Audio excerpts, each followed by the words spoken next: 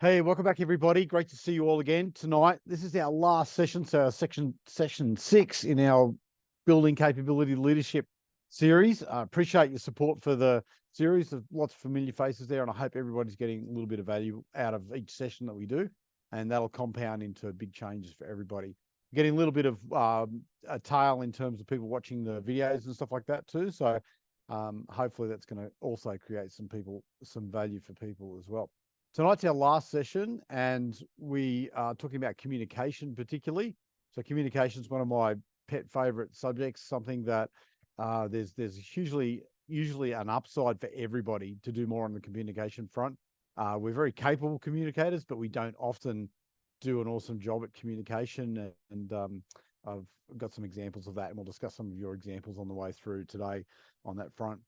We see Rich is kicking on. No, Rich has maybe gone off the screen again. But oh, there he is. Hey, Rich, how you going?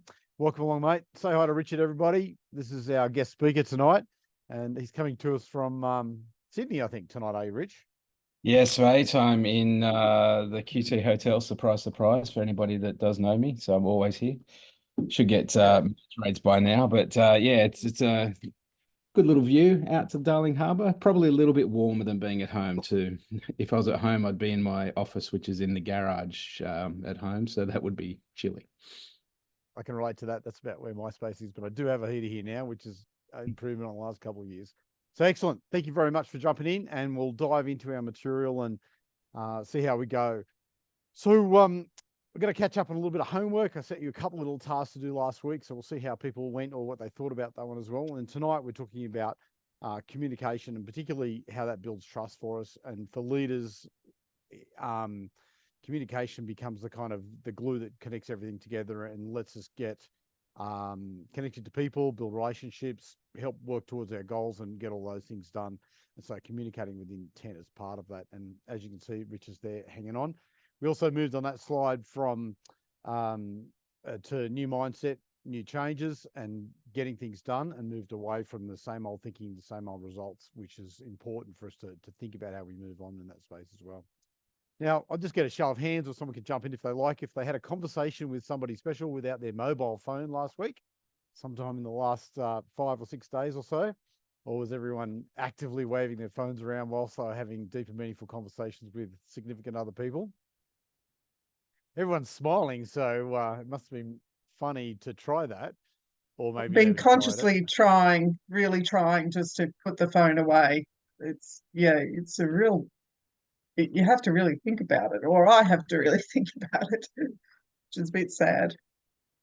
I'm sure it's not too sad, but if you're thinking about it, you might have made some moves in that space. I think you might have to give up Facebook a bit, because Linda's my #1 Facebook supporter. And if there's somebody who's going to be on Facebook fast, it'll be Linda. So I know that's one of your distractions. And if I wanted to distract you sometime, I'd just do a post on Facebook and know you'd be onto it. Hopefully everyone else did try to put away their mobile phone, because we know that's a major distractor. And when we're distracted, we're not in the moment. We're not giving that other person our full attention. And that's pretty important as we head into the communication space as well. The second thing I asked about was, we talked about I like, I wonder as a feedback mechanism. Did anybody give this a try with their kids, with their partner, with someone at work in that space? Just to extract a little bit more of an opportunity to talk to somebody, to get them guided towards the goal you might have set for them as well. Yeah, Andrew, I found this one really useful, especially with some work communications, just sending Teams chat, working with a group of peers for a presentation for a school at CSU. And we're at different purposes. So they'd sort of given some input, and I was able to do the I like and I wonder, just to extend it a little bit. So it worked for that. It was a nice way of being positive to be able to get more going than just sort of a finite conversation. So it was good. One I'll keep using. And hopefully it's like a smooth transition into the thing that you would want to see change, or would like to suggest as an opportunity. Even not everyone has to take it on, but we might want to suggest the opportunity that we could try something a little bit differently, and that could be valuable for us as well. So good work on that one, Trudy. The last one I asked about was to consciously go out and seek some feedback as a leader from some of the peers that you maybe work with or have a project going on or have a situation maybe in the workplace of some sort that you'd like to deal with. When, you know, traditionally mechanisms, hierarchy, the structure might not really encourage that sort of feedback. Did anybody ask for feedback specifically?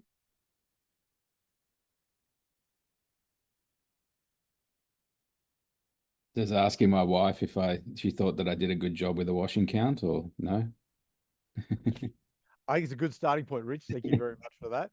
And I think the feedback loop is really important for us in the various projects that I work on. So that was a joke, actually. So, but yeah, always going back, and I think this is one of the things we'll touch on a bit later when I do my little bit around community co-design and consultation and stuff like that. You're just always asking for the community feedback, but doing it in a way that they feel like they've been heard, I think is the most important part. Because as you said, it probably goes back to the point you made earlier, Andrew, around most of us aren't present. So we're looking at our phones. So we said to somebody, hey, what do you think of this? And then the next thing they turn around, we're scrolling on our phones or not really paying attention. So I think it's about active listening and, you know, getting the feedback and actually taking action on it. That's when they know they've been heard. So. Cool, And can I say, Sarah Hunter, good to see you. I'm glad you didn't get burnt in the giant bonfire you had. So. No, hi, Rich. Am I glad to have that behind us? Let me tell you. All good. 3,000 people in Newbridge last Saturday for our Was big there? festival. Amazing. Wow, that's pretty cool. Yeah. And yeah, okay, that was the Saltus shortest day thing, wasn't it? So well done to you guys for putting that on as well. Another awesome thing. Excellent. Let's roll forward. This is a slide which has kind of been pivotal in this course, and I'm still inspired by it, inspiring the team, inspiring other people, consciously checking myself instead of going, you know, left field about something that's about me. What else can I do to add value in this particular situation that's confronting me now, or how can I work forward rather than being maybe more selfish in nature? So lifting other people up, helping people work towards a goal, really core issue. And it's a regular checkpoint for me to get stuff done in a positive way rather than to get too caught up in, you know, everyone has their own dramas and stuff, and it's really easy to get bogged down into those places as well. So tonight about communication, and for me, communication with intent is super important because we're all very capable communicators largely. We have a range of kind of skills in that space there, but do we communicate with intent? And intent, I think, makes communication with somebody else that much more valuable, because once they've listened, heard, provided feedback, which is also part of that feedback, that communication model, they know what should happen next. And in business, in organizations, when we have a goal to work towards, we definitely want people to know what's going to happen next, even if it's just information or if it's something we'd like them to do. If we're just putting stuff out there, then we're probably just wasting airspace and oxygen for other people. And, you know, they could well be doing other things with that too. So I like the intent thing. I think at a level where you might want to run for council and you want to promote your campaign, there's definite intent to that. At the end of the day, you want people to vote for you. You don't need to stand there. You don't need to do a heap of social media if people don't vote for you. So the question that you need to pose to them is, what will stop you voting for me? What can I do to get your vote? And so again, that's part of that whole intent conversation that's going on as well. So really need to think about who the audience is. And we don't want to communicate to everybody, because that's a very expensive exercise. It's hard work to do that, but we need to, and as we talked about stakeholders the other week, we need to talk to voters, maybe particular issue voters who want change particularly, and have identified with that. And that makes our conversation much more narrowcast and much more likely to be successful than just blasting some stuff out there on particularly broadcast style mechanisms. But we'll get into that a little bit later as well. Australians have really quirky ways to communicate. So I just wanted to have a quick look at a Carl Barron piece to highlight how wacky our communications are and how sometimes... Aussie language is a naturally smart-ass language. Like, you ask someone how they are in Australia, they don't tell you how they are. They tell you what they're not. And you got to guess the rest. Okay, mate, how you going? Oh, not bad. What have you been doing? Oh, not much. Where is this place? Oh, it's not far. When are we going? Oh, not long now. How much was that, mate? Wasn't cheap.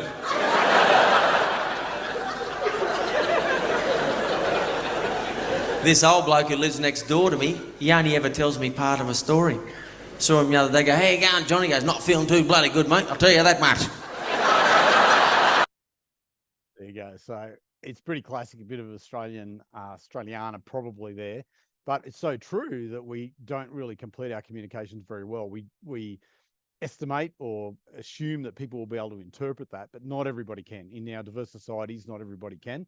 And certainly, different generations have grown up with different kind of colloquialisms that work for them and help them communicate, but maybe don't help other people as well.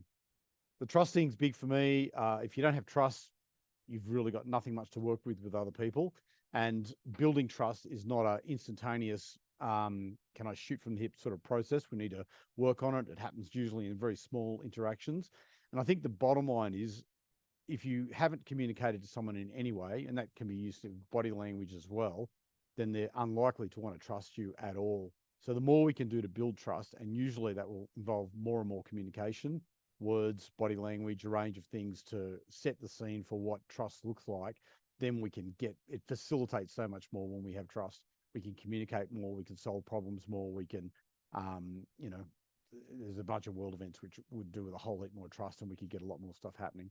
The Simon Sinek piece on the side there just talks about when we have a trusting team, then we can have a lot more conversations. That feedback flows much more easily with people. The chances of people opening up to us and being vulnerable to us to ask a question, to solve a problem they may not know the answer to, increases dramatically as well through the trust thing. So trust is super important, and all of the things we're going to talk about tonight in terms of comms are about how can we make trust more pivotal and more important, and it helps us focus on the kind of communications we want to do as well.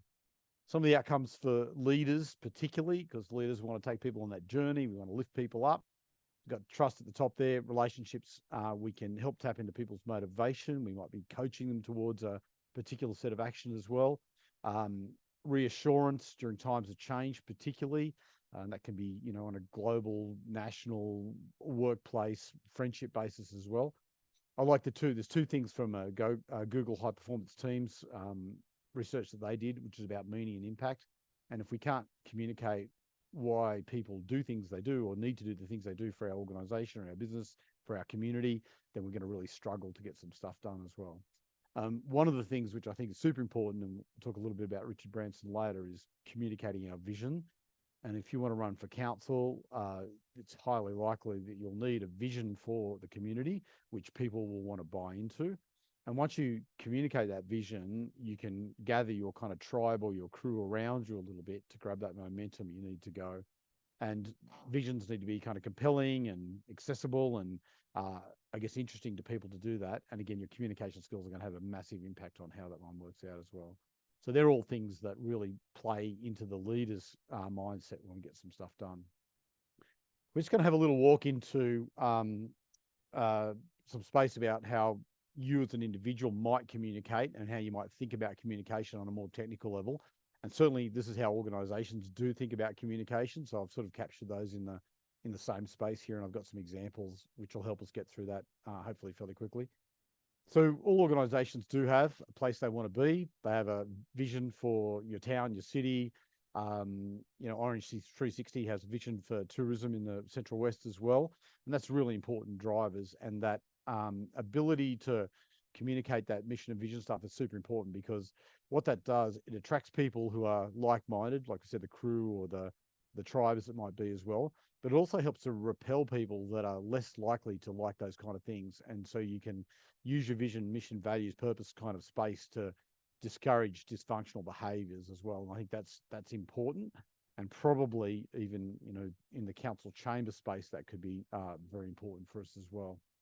Once we know what that is that we're all about, that's our reason for existence, then we can work out all the different things our business or us as individuals might want to do. And we can start to think about how we communicate those to particularly our target audiences or the stakeholders we talked about last week, the different parts of the community, the ratepayers, the voters, if it's about those kind of guys as well. And never before in the history of communication have we had so many different options to communicate to people. Pretty much every organization in a post-COVID world has Teams these days. I think Microsoft has done particularly well out of that. So we have video, we have chat, we have email, we have all the different tools that help us collaborate, whiteboards and project sites and a range of things. So they're sort of for the organisation, maybe with internal stakeholders. But as we reach out of that, and if we were, for example, positioning ourselves to run for council, there's a range of ways we can communicate. And if we're going to have a range of ways to communicate, we need to think strategically about each one of them as well. So just on this list here, this is not an exclusive list by anything, but broadcast. Broadcast is your traditional TV, newspaper, and radio style worlds.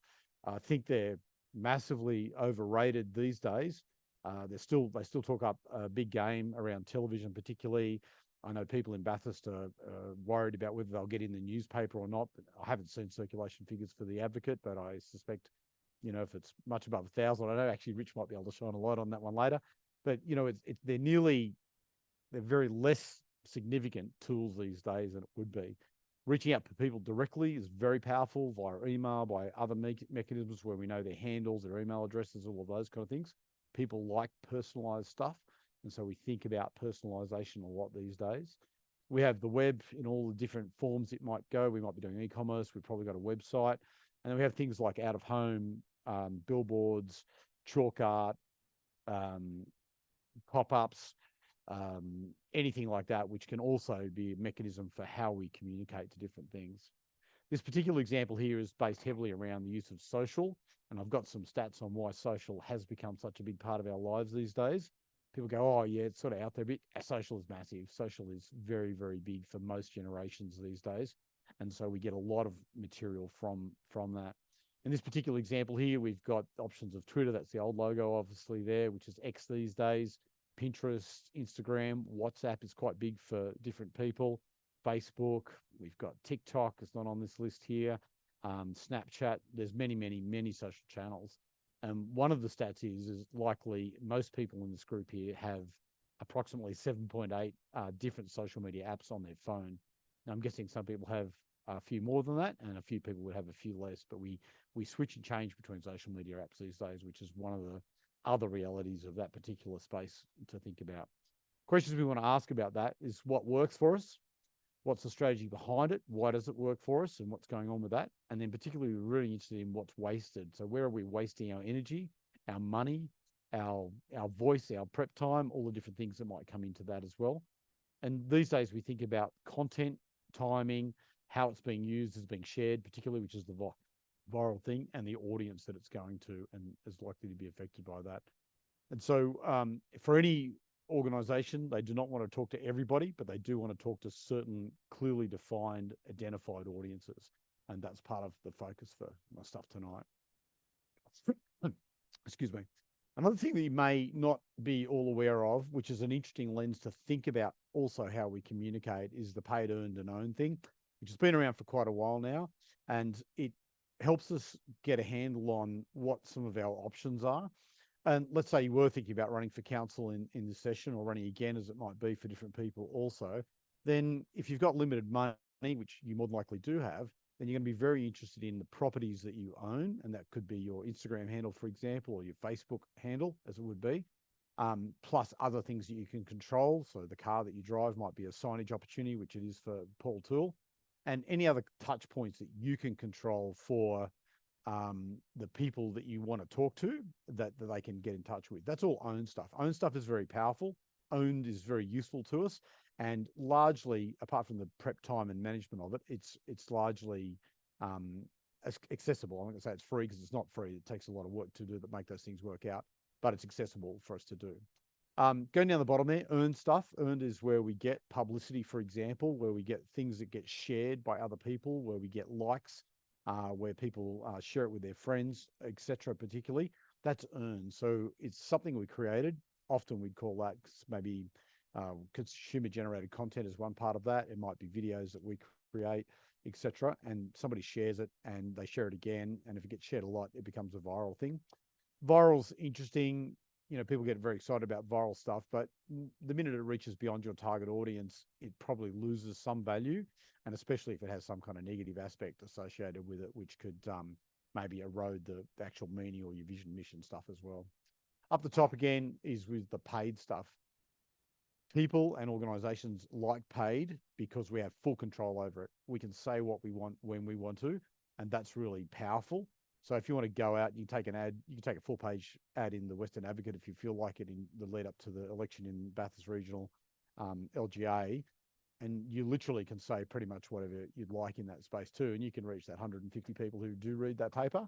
And that could be an extremely valuable piece of media for you. Now, I'm just joking about the numbers. I do not know what the numbers are. It's probably more than 150. But we could also buy some ad space on Meta, and Meta could share that across Instagram potentially and Facebook. And we could reach maybe 10 or 20,000 within the local LGA footprint as well. So much more targeted, much more capable if we choose that. So paid's good because we have lots of control about it, and we think about what resources we've got and which way we can possibly go with that. We'll come back and talk about those as we get into that a little bit later. Another nice piece of theory which I love, and it always helps me think about communication, is the AIDA model, which is awareness, interest, desire, action. So that's those 4 steps. And pretty much if we know Melanie's a counsellor, and I didn't know she was a counsellor before I met her, or we spoke online a couple of weeks ago. So I had no idea that I could have voted for her if I lived in Orange a couple of years ago, whenever that last council was. So no awareness. So for Melanie to get me to vote, for example, assuming I was an Orange resident, she has to create awareness with me first. Secondly, she has to take me on a little bit of a journey there. Go, why would I be interested in what Melanie's got to offer?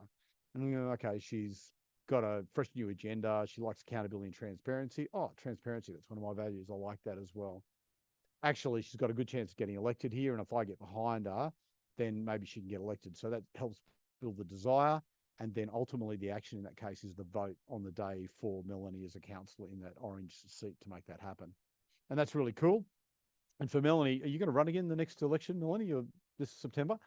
So where you need to be, I guess, on this particular model for that is that you've got a bunch of people, and I suppose you know exactly how many they were voted for you in the previous election.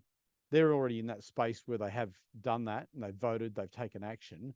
Not all of them, but a few of them at least, and probably a substantial proportion of them will have moved through the next stage there, which is the support, loyalty, and advocacy. Many people will vote again, which would be supporters for sure. Some people will be extremely loyal and probably tell their friends and I guess, you know, keep it in a close circle. And an even smaller group will be actively out there in the community advocating for you to get re-elected in that space. And they, these days, we'd call kind of influencers, I suppose. And they're very, very powerful. That becomes part of our kind of earned model as well, if we get back into that space as well. We're not necessarily paying those people. We might be doing different things to support their efforts, but they're getting out there, and the value in them is that they're authentic, they've experienced it, and they're keen to support you, and they're doing that sort of from the bottom of their heart, which is super valuable, as opposed to taking out that full page ad in the Orange newspaper, for example, which people know you placed there, they know you said what you wanted to say, and they know you paid for it. So it lacks that authenticity of what advocacy can bring to our campaign, as it might be at the end of the day. So there's a bit of a trail going there. In Bathurst, in the footprint here, we've got a new group that's coming on. They're running, I think, 5 people they want to vote for. In their Figure It Out Facebook group, there's about 5,000 people. So we'd expect awareness for them to be at around the 5,000 mark. It looks like they're going to need probably double that in terms of votes to get up in any sort of substantial way. So they've got to create awareness in another 5,000, in probably another 15,000 people. That gives them awareness of 20,000 in total. Some people will then be interested. Maybe that's back to 15,000. Some people will desire to see the change that they want to bring, which maybe brings us back to a number like 12,000. And then if they can confirm 10,000 voters, then in this particular LGA, they'll probably do quite well out of that. So the funnel is kind of good. And on the outside of that, the arrows we've got there are just examples of, they're not real or any particular scenario, but they're the different ways we can choose to influence people through the funnel and get them out the bottom. And if I was a commercial organization and I had customers buying my widgets or buying my services on a day-to-day basis, I want to get as many people into that support, loyalty, advocacy space as I possibly can. Because at that point, they're much more cost-effective to maintain. I can have one-on-one narrowcast conversations with them because I know who they are. I've got their first name. They've got their last name. I know where they hang out. I know lots of things about them, which helps me speak to them on a very much more equal, using the right kind of language, using the right kind of content level to keep them in the groove and keep them happy and satisfied with the work that I'm doing on a community basis. So we're going to come back to that one as well, but it's a really nice funnel, I think, and I recommend it to everybody when you're thinking about the communications you do, even in a workplace setting, even with friends or your soccer club or whatever it might be. Think about this model. Lots and lots of organizations and people are all about awareness. They're all about yelling from the rooftops, telling you about stuff, but they don't track it through, and they spend quite a lot of money creating awareness, which is extremely hard to measure. So it's very hard to justify whether it's actually doing a good thing or not, and very little time and effort on driving that interest, desire, action thing. And I'm definitely, if we're communicating with intent, we're talking about action at every level to make that happen. I'm a bit of a fanboy of Richard Branson, and so that's why he's in here as well. And I've got a quote from him: "Communications are the most important skill that leaders can possess." And I think that's a very true thing. And we're just going to duck out and watch a quick video from him being interviewed about exactly that point. So let me just get that one up. Should be that one here. Very strongly about this. I believe that ideas are what I call the currency of the 21st century. I mean, we're only as valuable as the ideas we have to get across. Your ability to communicate persuasively is one of the single greatest skills that I believe set an entrepreneur or a business professional apart these days. Would you agree? Is that Yeah, I would agree. I think that because I'm dyslexic, I simplify everything. I don't complicate. I don't complicate things. And Virgin, in all its businesses that we go into, we don't talk jargon. They have to pass the Richard test. If Richard understands it, they know the public will understand it. So, for instance, if in financial services, we all people have a bank, and our rival financial service companies will use things like the bid offer spread is 5%, which basically means they nick 5% of your money before you even start, which is maybe why they use these complicated jargon. But if it was a Virgin, we would say, this sounds ridiculously unfair, but we'll take 5% of your money before you start. And that frankness, that openness, I think, has endeared the public to Virgin, and it's meant that Virgin's gone on from managed to survive for 50 years and keep growing. Don't buy another pair of glasses. There you go. So nice little piece there from Richard Branson about simplifying things and keeping it simple. I like the Richard test, and so that's a filter they're passing over all their communications in the Virgin world to just bring things back to basic. And one of the things we'll finish on tonight is about simplicity around communication being a major asset to make that one happen as well. So let's talk about some people who we might perceive to be great communicators and see what they're up to. I've just got a few people I'm going to ask you guys shortly. Who do you think are great communicators? I've got a couple there. Obama, good communicator, President of the United States, did some great things. You can see him speaking there, even his body language, that open style, the reaching out to the audience is a very powerful thing. On the far end, we've got Steve Jobs, renowned communicator for sure. Apparently quite difficult to work with in different phases of his life and his work as well. But nevertheless, he communicates to people. He's got people going out to buy Apple products for, 20 years now, getting Apple tattoos because they love the brand so much. That's a really big call when someone tattoos your brand on their body because you're a great communicator. Rich is in on that one. There you go. Good work. Jacinda Ardern, again, for me, I don't know much about her, but to watch her on LinkedIn or other places, she is an impressive communicator. And again, she speaks clearly. She speaks to her audience. She overcomes objections from all the different places that she got those objections coming from, and has done exceptionally well. And I'm sure whatever she's up to now, and I don't know, and I'm not following her to see what she's up to now, but she's done really well. The other lady there is Celeste Barber. She did a spectacular thing because she was probably known as a bit of a comedian before, but during the bushfires of 2020, and based on the back of a bit of really quite emotional content that her mother-in-law posted on the pier at Eden, I think it was, on the south coast, in amongst the smoke and the fire and stuff like that, she in her style of communication, using social media primarily, she managed to raise over $50 million out of that particular piece of video, and appealing to people to get involved and do things. So it's a really beautiful action-orientated approach. Yes, she reached out to some cool influencers like Pink and Keith Urban, and a bunch of other people jumped on board with that as well. And the slightly only downside, which I'm still a little bit interested about, is that money went to the RFS, and I don't believe that she wanted it to go to them particularly, and the rules of their funding or the way that fund was to work was they wouldn't release it to the public, which was probably a bit of a downer for her, I would say. And she probably needed a few sessions on the couch about that. But nevertheless, communications, content, raises a heap of money for a really, really viable cause, and makes that one happen as well. Who are some of your kind of rock star communicators? Who do you like? They don't have to be internationally famous for sure. They might be in your house. They might be in your workplace. They might be in your sports club. Who are some people who you like as communicators?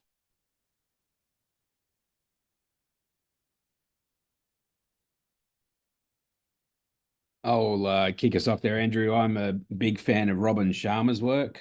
The Leadership Without a Title is probably one of his great books. The Monk Who Sold His Ferrari, a whole bunch of stuff, but talks about leadership from the point of view of service, and that's what it's really about, being of service. Particularly as a councillor, you're there to be of service to your community and really strongly aligned with values and stuff like that. But it's just a great storyteller, which is, to me, that's the root of good communications. It's being able to tell a story. And I think that he does that very, very well. Well, it's a great example, and I'm not familiar with his work too, but I think the storytelling concept, because some people would say, oh, if you have to get up and give a speech, that'd be quite difficult to do. But actually, if you want to narrate your story or your own story or a story around the goal that you want to achieve, that's a much more doable thing for most people, I think, to look at it from that perspective. So yeah. Nice example. Who else has got some great leaders and or communicators? And does anyone know a leader who's not a great communicator?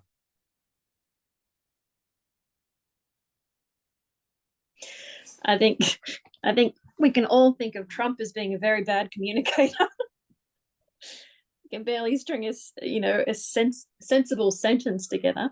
I'd disagree, actually. I'm sorry. Really? I'd say he's one of the greatest PR communicators that we've I think the PR is separate, though. I see the PR as very. I think he's got a very clever team around him. Yeah, I think he's got a very good team around him, but I think his ability to communicate, he wouldn't be where he is without the team behind him. Sure, is what I mean. Like if it was him on his own, he can't. Yeah, a billionaire managed to convince all the working class of America that he was just like them. Yes, yeah. That is a stretch. Yeah, but I think Brene Brown's really good too. I've listened to a lot of her work, read a lot of her work, and just I think she communicates very effectively about that whole sort of shame and integrity and courage and bravery, and I think she's very good at communicating that as well. Yeah, she's a nice one, and I think she's a storyteller as well, but it's all nicely backed up by research and evidence, and then intermingled with her personal stories, and it's a very powerful, persuasive case, isn't it?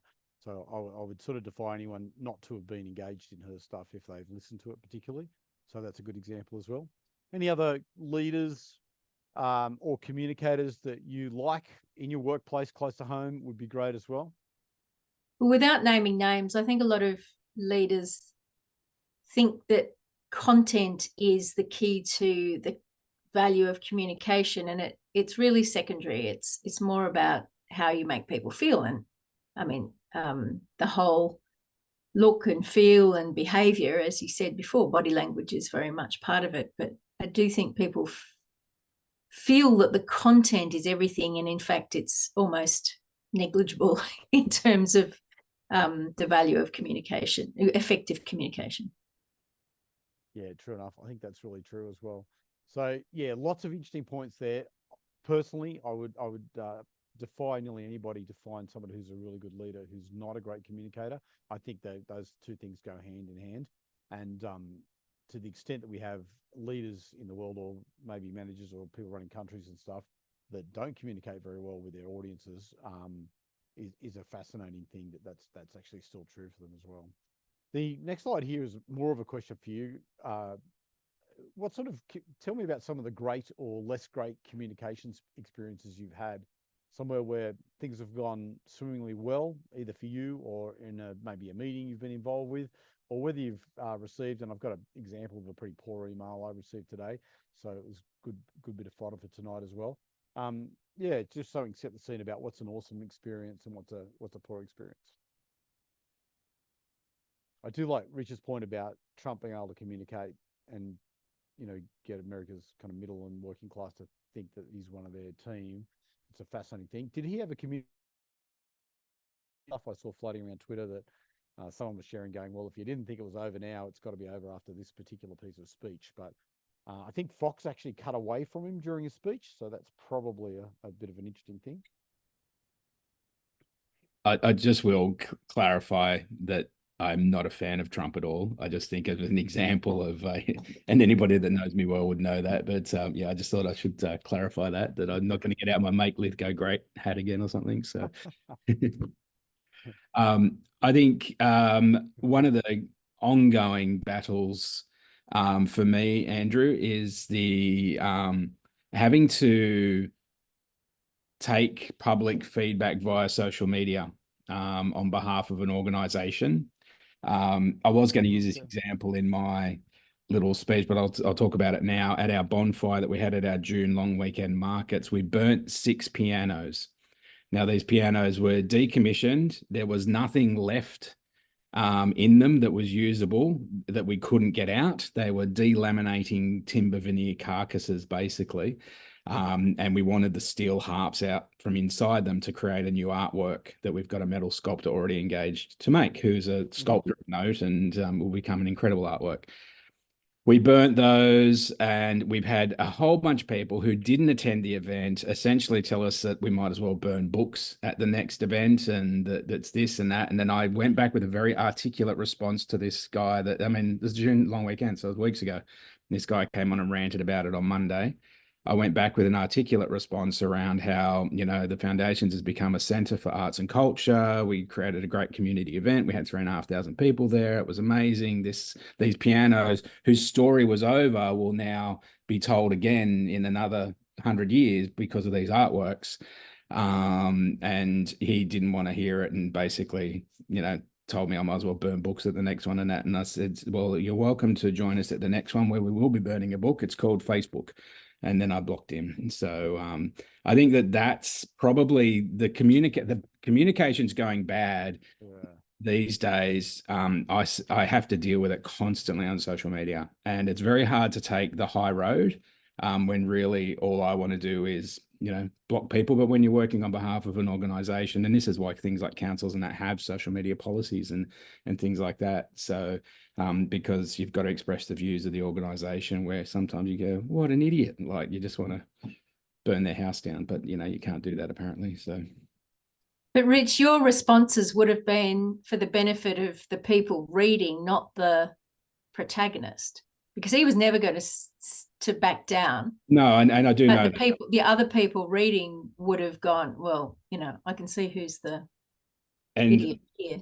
I guess the demonstration of what we've achieved at Portland is that then the community piles on, and that guy will never come to Portland, basically, because the community are 100% behind what we're doing. And so, you know, calling us all out as rednecks when it couldn't have been further from the truth. But yeah, so it was, yeah, you are right though, Sarah. It was much more for, I was never going to defeat him in an argument. And I did actually send him a private message and said, I'm going to block you from our page now, because I certainly don't feel that you understand what I'm trying to explain to you. But given that you've spent the morning trying to tear me down, how about you spend the afternoon trying to find someone to help, so that your whole day is not just about making the world a bad place. So good work, mate. Because it's all about, that's about him. That's got nothing to do with me burning pianos. That's got to do with him. Exactly. Yeah.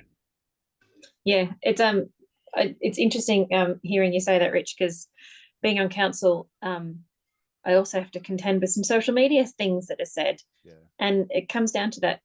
I mean, it's one thing to be a good communicator, but if your audience isn't willing to actually listen and hear what you're saying, then your communication is only going to be, you know, so effective. It's not going to be completely effective. I had a very similar experience around our Rainbow Storytime events.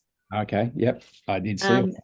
And the people who sent their most disgusting, offensive things didn't actually even bother coming along, even though I invited them to come along. I said, it's a safe space. You're welcome to come along and see what it's about. But again, still sort of, you know, accused us of, you know, exposing children to genitalia, like all that sort of stuff. That I'm like, you weren't even there. No. But yeah, it's constant challenge, because how do you not completely lose your crap when someone's clearly not got the facts and you're just trying to give them facts? I think but again, as Sarah said, you're never going to win them over. So it's No. yeah. And I think the world at the moment is full of people who have an opinion, and whether that opinion is because they were actually there at the event or they heard about it somewhere, or what, it doesn't seem to matter. It's just that you know, we are allowed to stand up and say what we want to say, you know, and it's pointless, really. Pointless communication if you're going to be like that. And I think that that's where we'll get to when I start talking about how do you stand out from the noise, basically. And that comes down to always keeping the same line. And I've kept the same line in our community for 10 years, you know, running our newspaper. I haven't deviated from that once. Basically, I decided what my editorial policy was. It was in line with my values, and I stuck to it, no matter what people said about us, which has been horrible things over the last 10 years. And you do wonder why you spend, you know, a couple of $1 million putting out papers for 10 years. Free papers aren't free. So, you know, it's intentional to try and change the narrative of our region. I think we are getting somewhere, but if you can do it in line with your values, I know you guys talked about values the other day, then you can just keep chipping away at it. And eventually people fall in behind you. And I think that that's when you know you've done it right. And particularly when on council, Melanie, you sort of, you know, like you'll get those people that'll go, actually, I'm behind Melanie. And that'll, you know, you just got to keep sticking to your values and not flip-flop around in the wind. And because nothing is ever achieved by ourselves. It's always done by an army, not even a team. I think we're at war at the moment, but yeah, so we should all assemble armies and get to it. Never complain, never explain. Yeah. That's it. I think some of the worst communication examples are when people are simultaneously trying to look open, but they're shielding things or hiding things, or not trying to be, because it's very transparent, and then you just lose a huge amount of trust. Whereas, you know, when people are transparent to their own detriment, at least you know that, you know, they're not backing the self-interest horse, and then that perhaps makes you a bit more open to listening to other things that they say, because you feel that you're not being bullshitted. Yeah.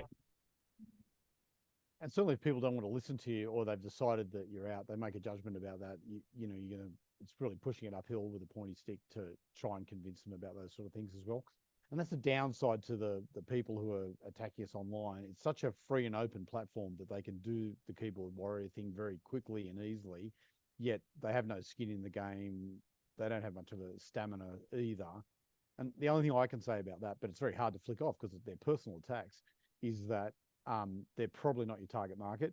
They're not the people you actually want to convince with, you know, the rainbow thing, the fire festival, the piano burning, or whatever else it is. And that story of Richard's is cool. Like I knew nothing about that, but now I've just assembled some pieces. I just go, wow, what a cool idea. And we burned a few pianos to get the artwork to happen. What a step forward. Like that's actually moving places as well. So it's interesting. We did talk about that quote, about the Roosevelt quote about the man in the arena thing. I think, or the person in the arena it would have to be these days.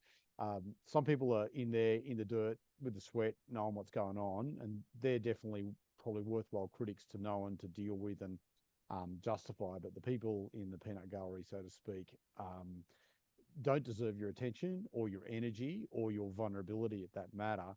And I do like Richard's plan there to stop tourism to Portland at one person at a time. I think that's good. He's blocked. He's not coming there. And you can actually celebrate that. You should put a sign at the town there going, mate, not welcome. Thanks very much, mate. We'll all chip in to spend your $100 in town easily enough as well. So yeah, some really great stories there. Communication it's a challenge, and if it wasn't so much, then we would kind of it'd be easier for us as well. But you have to put yourself out there sometimes, and then you have to deal with the feedback that comes its way. But you need to try not to get caught up in the material that's not relevant to your particular mission.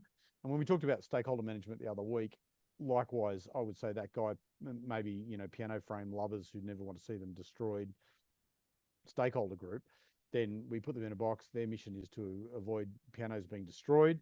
Yeah, we're going to destroy some for a good cause so we can develop some artworks which will add economic development to Portland down the track. That's a viable mission, and let's get behind that. Those who want to get behind that, and we'll just leave that dude over there to see what's going on as well.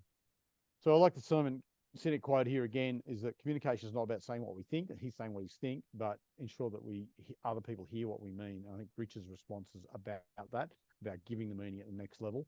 And I think in the public space, when you're having that in social media, sometimes that helps your fan base or your target audience who's actually supporting of you. Yeah, Rich is going into bat for us. That's really good. And Melanie's going into bat for us. Actually, that's what we're here for. We stand for that too. And again, to Jessica Hickman's thing, that's what we need to motivate more people to understand, that's what we're here for. That's going to be really good as well. This is just today. Got my hairs on the back of my neck up. The communication I had with somebody. Hi, username. Will you let me know when it's okay to return some assignments for students? Now, the word I missed out of this first sentence, I should have mentioned students, because that's who I'm focused on. I'm very much interested in the students' experience. The responses down the bottom there. Andrew, no hi, no welcome, no g'day, how you going? Once the grades have been approved by SAC, so we introduced an acronym there. I don't particularly know what SAC means. I can think of a couple of things. Probably won't repeat them here. Then the chair, this is a chair. Are we talking about a person maybe? We'll release the marks. Once final marks have been received, not sure who by or where to, you will be able to return the assignments. So no dates, no timing, no people, no detail. Requires another email. In fact, it's required 2 more emails since that one was sent back to me. And I still don't really have a solution on that front. Could have come back with a date, time. I will contact you when, whatever. So, and I'm one of possibly up to 100 casuals that says she'll be using this session. And that I'm one person with that email, and it's probably been repeated 20 times. And really, one email could solve the problem for 100 people. So that's a bit of communication efficiency and stuff that's going on there. So that's my little bugbear today. So I apologize about that. A couple more things. We'll get on to Rich's space, which will be great.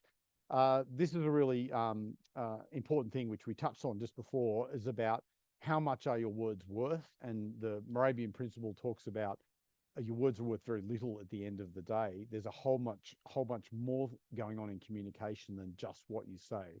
So the storytelling thing is powerful. Spending days, weeks workshopping the content particularly is probably less valuable at the end of the day. So there's professional people who do that, are very effective at it and can do some good things as well. But we know your body language, how people perceive that body language, is going to have a major impact on how that communication goes. And the third thing there is the tone of voice thing. So the tone of voice, which is what gets lost in email particularly, and that's why I probably have a bit of an email issue with that one that I just used as an example there, is that they're punching out 1,000 emails like that every day. So the tone of voice is very process orientated. I'm actually doing one email to that person a week, and it's kind of personalized and high and da da da da. And actually, it was responded to by a different person, not who I sent the original one to. And the tone gets lost in the cause, and then I interpret it maybe incorrectly, and things go pear-shaped from there in terms of what the communications, how valuable that is. So it's a fascinating thing that we should not maybe think about what we're going to say, but how we present and how we use our voice and our language to do that. If I have an important phone call, I will stand up to do that because I feel my tone is much more sometimes friendly, sometimes assertive, sometimes more goal-orientated when I'm standing up. If I'm slouched in a chair, I'm going to have a very different feel about how I talk to you to make that one happen. So I am consciously trying to sit up straight tonight as well. And that can have a big interest. I choose to use my hands. I like Steve Jobs used his arms and hands a lot. Most of those people that I like as speakers use their bodies to communicate, and they open to their audience. They lean into their audience. They're doing all sorts of cool, engaging things to make that happen. And another example was once went to a consultation thing about a particular issue, and I was in a room with maybe 20 other people. So it's 20, other reasonably high paid people sitting around a table waiting for the person who was doing the consultation to arrive. They walked into the room, head down. They had a pile of stuff with a pad on the top of it, but they turned it upside down and put it down on the desk, and then sat down there in the chair, leaned back with their arms crossed. So before that person had opened their mouth, you knew no consultation was going to happen in that session, and really we're just burning up everyone's energy. So it's really, really, really poor in terms of doing things that way. And there's so many things that we can all do to be better in that space. I love this little model. I keep referring to it. It's an awesome troubleshooting guide for your communication. And if you're sending out messages and people aren't responding to them, and I guess at the end of the day, if we talk about the council thing, if councils are sending out messages about vote for me, nobody votes for you, then we've got a problem with the communication. Something's happened there that hasn't appealed. We haven't been able to maybe encode it, and we encode messages using language, actions, graphics sometimes as well. And we need the person we're going to communicate to be able to decode that. And if we're talking to a rocket scientist, for example, and they're talking to me and they use rocket science language, then I might get a little lost on what they're actually trying to say. And so I can't decode what's going on. All of us have areas of speciality, capability, maybe special skill sets in areas which automatically fall into the way we communicate. And sometimes that leaves people behind. So we need to think about how to decode stuff. The other thing in the broadcast world, which most of us have been brought up into and have sort of learnt about, certainly in the 80s and 90s was very much a broadcast world. People spoke, organisations spoke, and there was just an anticipation or an expectation we'd all listen to them. But it turns out, certainly in 2024, people do not listen unless you get really clever cut through to make that happen. And so message is largely just out there happening. And so for a communicator, in every stage, we need some sort of feedback to know that the message has actually been received. And for us on a Zoom session here, bit of head nodding, bit of body language, tipping back, jumping in, leaning in, whatever it might be, that's as good as words to say, yes, I understand, or no, I don't understand, I've got more questions for you. So in every case, we should be looking for kind of feedback to see what's going on, see what does the audience that we want to talk to, so that target audience again, is getting from our communication. Sometimes we might have to ask probing questions to get that as well. So, so what did you think about the rocket science presentation, Rich? How did that go for you? Oh, well, it went right above my head. I didn't know much about it. Okay, we need to re-explain it again as well. How did you go thinking about who you're going to vote for on the weekend? Well, I'm not sure. I had a vote card from someone else, and do I just tick the boxes like that? Right, I've got to dive in really quickly here and change your behaviour on the how to vote card to make that one happen as well. Two other things which are massive on this graphic, which are always present for us, is one is how do we communicate? Which channels do we use to communicate? And there's a million channels. We have more and more channels to communicate. As I mentioned, you've all got probably 7.8 social media platforms on your mobile phone alone, which you may or may not be using at any one particular time. So we have to choose channels that reach the audience we want to reach to make that happen. So if our voting audience, for example, are crazy Facebook users and they like lots of public groups where we could reach them in, then maybe we can advertise into the kind of spaces that they are working, and that works for us. If our audience only uses Facebook to go to private groups where their kids play soccer and go to Girl Guides and whatever else it is, we have nearly no way of reaching them in that mechanism. But they may scroll fashion photography on Instagram, for example, and that might be the space we can get into their minds or create that awareness, interest, desire, action sort of space as well. So we have to be very thoughtful about the channels we use to reach people. And again, obsessions about a newspaper or radio station or a TV channel these days may possibly be misplaced for some communications. The last one there is the noise thing. All of us have noise around us 24/7. It might be the kids in the background. It might be the car driving past on the road. It's certainly and I've just lost where I put my phone. There it is. It is within arm's reach. It's the noise of your phone, the beeping, the banging, the scrolling, the new alert you're going to get from that. And for us to have a successful communication, we need to put down the phones, but we need to cut through the excitement or the fear of missing out that Facebook or Instagram or Snapchat's delivering right at this second. And sometimes we need to do that around particular times of the day. Some people have times of the day where they're particularly open to ideas and messages and different things. And other times of the day, they'll be getting closed off because the noise is just plain too much for them as well. So noise is bigger than ambient. It's just all the things we have to cut through to actually make that communication happen. So a couple of important things there. If your communications are not working very well, then use that graphic as a bit of a diagnosis for that. Now, because I teach a course in social media, and I've got a few slides from that because it's got a bunch of stats to talk about why social particularly and digital-based communications are so important in our lives these days. People go, oh yeah, it's important, you get all the kids using it, it's great. But 60% of the world's population's in a social media using mode at the moment. So that's massive. This is the world. Being in Australia, Australia's a very fast and quick adapters of all sorts of things. So we know we're up to our neck in social media for sure. You see about 8 billion people on the planet. About 57% are involved in digital stuff. The phone thing is interesting. It's just under 70% there of the world population are using phones. In Australia, I think that ranks at about 130%. So most people, or there's about 30% of people are carrying 2 phones for work or whatever else it is. So we have 2 mechanisms with which to reach them as well. And then that last stat there about the just under 5 billion, I think it's over 5 billion now. This was October last year, using social media of some sort for their communication. And the latest data I saw is that businesses who do business to business stuff have found that people are seeking them out through social media these days. And even, they use search, but they're definitely using social media to find new brands, new business, new opportunities, all sorts of things. So it's a really important communication channel and very, very hard to ignore. Just a couple of things about how we spend our day with technology. So over 6.5 hours on the internet with something. I guess in a workplace, you could say, yep, we're doing internet for different work, etc. But that's a huge amount of our day. You can see the broadcast TV thing. These are global numbers as well, is dropping down slightly, but still 3 hours. But time spent using social media, and this is still up from this number now, I believe, is close to 2.5 hours per day on one of those 7.8 social media tools on your phone. That's huge.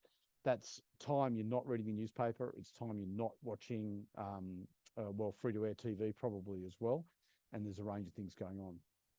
Just down the bottom there, we've got podcasts. That number's dropped down a bit. So podcasts were really trending in 2022, particularly, I guess, coming out of COVID, they were pretty massive as well. So podcasts are a viable way, and certainly a lot of the podcast stuff that I've sort of tried to list to, there's a lot of advertising or promotion in it. Some audiences, it'll be a super viable way to reach them. Other audiences, far less so. So we just need to go with where our target market is so we can create community with them in that space to make things happen. This one here's a really interesting graphic for communicators as well. This just talks about the overlap between all the different social media. And this one's October 22, so it's got a little bit of age about it there, but it hasn't moved very much, I believe.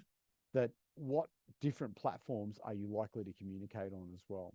And definitely as a communicator here, we'd be looking for synergy between 1 or 2 or maybe 3 different social media platforms with which to send our elect me for councillor message, send our buy my products or services message, wherever it might be. And certainly for me, places that are underutilized at the moment, Pinterest is massively underutilized for Australians yet. There's a bit of a trend towards it now. YouTube is an awesomely powerful thing, but again, people don't use it very well, and there's opportunities for community in the YouTube space. And we know that lots of Facebook users also use YouTube, for example. So we're looking to map out strategically, where do we want to talk to people, across what channel, maybe at what sort of time of the day, with content that interests them and stuff as well. So that's a pretty cool graphic, that one. This is also from that deck. We do a little bit of stuff around the Iconic. Can I say, I think I might have asked you already, who's shopped at the Iconic? So, Linda, you have to get onto the Iconic. Well done, Richard, for that too. Iconic is an awesome shopping experience for a virtual organisation. They have the same brands that you'll find at Myer and David Jones, but they can do what they call seamless customer experience or seamless shopping experiences. They do it exceptionally well. Even in Bathurst, we've had product delivered here to our out-of-town address in under 24 hours, which is pretty spectacular. The Iconic particularly has a real focus on this seamless shopping experience. So that's one of their core values, to deliver that. And they work very, very, very hard at that too. Their purpose about liberation, they want to, in terms of e-commerce, they're very, very powerful at that. But then using the funnel, which we touched on earlier, the attention, area, interest, desire, action piece and advocacy, loyalty bits, they primarily work across social media channels. And that is their list of channels they claim to be involved in. This is from nearly 2 years ago now. So they still do some Twitter, but they don't do very much. And they're very big, much more so into TikTok as it would be. So that's one up the top there with some 48,000 followers just over 12 months ago on that front as well. So always moving to where their audience is who might buy products from that. The TikTok thing, in 2022, they ran a campaign called TikTok Made Me Buy It, hashtag TikTok Made Me Buy It. The hashtag itself was used 2 billion times on a global basis. And let's say only 25% of those people bought something. That is a massive, massive sales regime based on TikTok. At that point in time, most companies would have looked at TikTok as being highly risky, but for the early adapters and the kind of the innovators doing cool things, and TikTok was playing dividends for them too. So I look forward, Melanie, to seeing what your TikTok strategy is going to be to get re-elected, because I'm sure there'll be some orange voters who are going to be into that space. One of the last things I've got for you too, this is a tool we've used for years and years and years. And this is an example we did for some dairy farmers. So that's why there's some wacky dairy looking things in amongst this. This is a communications planning grid.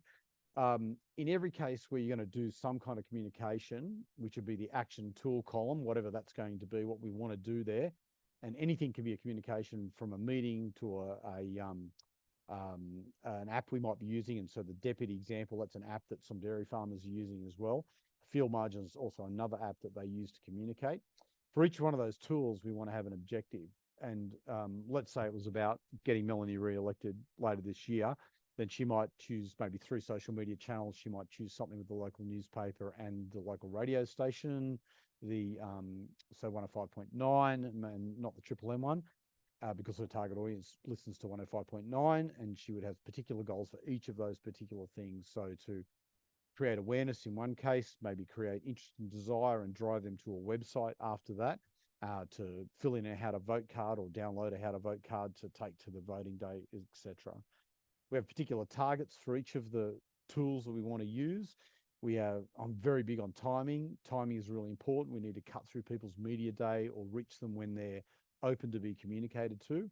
And the government specifically uses late afternoon on Fridays to launch press releases or announce policies or procedures that they don't want anyone to read about, because the media has already gone home for the weekend by about 4:30 on a Friday afternoon. Whereas actually they probably should be doing it Monday morning when the news desk is quite empty and they're looking for stories for the day, and they should make it a policy to do that, but they don't. So timing is massive for us. We always allocate responsibility. Who's responsible for making this happen, and making sure that it happens, it rolls. Our customers can regularly know that we're going to post at a certain point in time in the day, or that email is going to come into our inbox, or that car will be driving down the street in front of the people protesting at the front of the council chambers, wherever it might be. Whatever those things are, who's going to do that? We want to know that as well.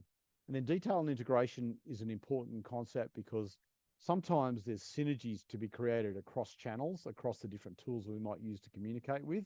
Certainly we would expect to get synergies around color schemes, logos, calls to action, and not have different messages on different channels. And that'd be super important for us to make that happen as well. Last column there is just about keeping up to speed with different things that are going on as well. Cool. We can talk about that a little bit later afterwards. I'm just going to skip forward because I don't want to leave Rich short of time. I'll finish off on this one from my stuff here. 5 habits of effective communicators, which I do love also. Mind the say-do gap. It's really important to say what you're going to do and then follow through and do it. We know that, but that adds to your credibility and authenticity to do that as well. The Branson thing, make things complex simple. I think there is way too much complexity in our world. So anything that you can make it simple. I sort of half think 3-word slogans are based on that, but they don't really add a lot of value. So you need to think a bit better than 3-word slogans as well. Find your own voice is super important. Everyone has their own style. Everyone has their own thing. And again, if you want to be the authentic communicator, bring that to the party, make that happen. Use it in your email language, use it in your guest speaker presentations, use it in the way you communicate to video, be that person and be the identity, which is unique, it's differentiated, it's powerful, it is your leadership style, and that's kind of valuable as well. Second last one there, be visible. no point hiding under a rock there. We need to be out there and make it happen. So if it's about posting, we want to post regularly. If it's about being in the community, we want to do it regularly. We want to get interviews with the local paper. We want to do that regularly. Get out and about and make it happen, and don't just leave it to chance that stuff will come as well.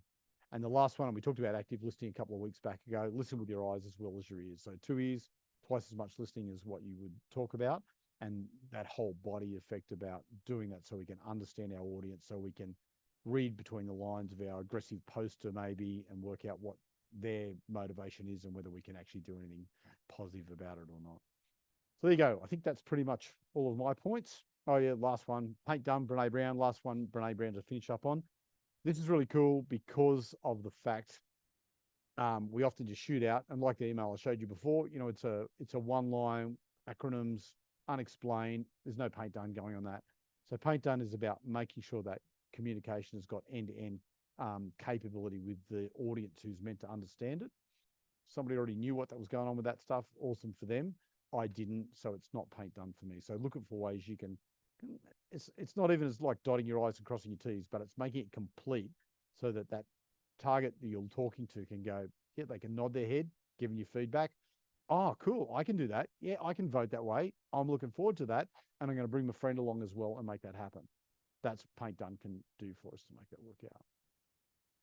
Yay, there you go. Sorry about that, Rich. That took me a little bit longer than I thought. Awesome. I just want to introduce Rich. You've all heard from him. Many of you know him already.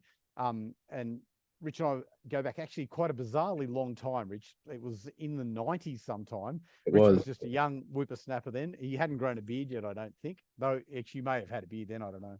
No. I can't remember.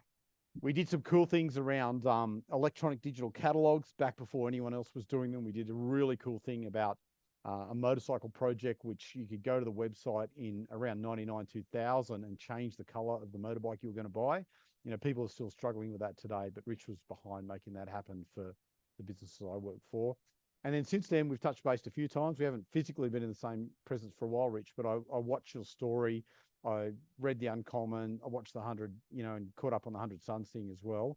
And I love your alternate, sometimes complex view of the world and your family and all the cool things you've done out at Portland. So tell us more about your communication style and what you'd recommend to these guys for comms. Thank you, man. I've just got a little slide deck. Do you want to just yeah, let me do that. Yeah, just do the sharing thing. Mainly because you can look at the slide deck and not me. I've actually been actively changing it whilst you've been talking as well and thinking of new things that we can go into. Very proactive as well. That's good. Yeah, it's going, oh, actually, it'd be better to say this. It'd be better to say that. So, just when you're finished, Rich, I'll get you to make sure you hand back the hosting to me because I had a problem with the recording the other week because I wasn't the host at the end of it. So, no that's trouble. Cool. Yeah, go for your life, mate. Thank you very much. Thank you, everybody. Hi to those that I know, and great to meet you to those that I don't.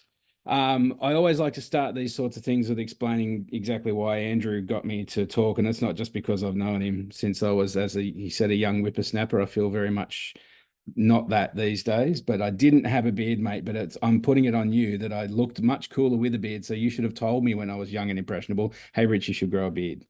So I had to work that one out on my own.